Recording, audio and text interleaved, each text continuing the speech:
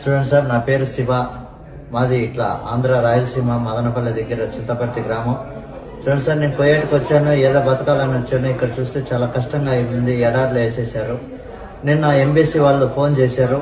నేను సోషల్ మీడియాలో నా వీడియో ఒకటి పెట్టాను. దానికి ఎంబీసీ వాళ్ళు ఫోన్ చేసి వాళ్ళు ఇక్కడికి తీసుకురావడం జరిగింది.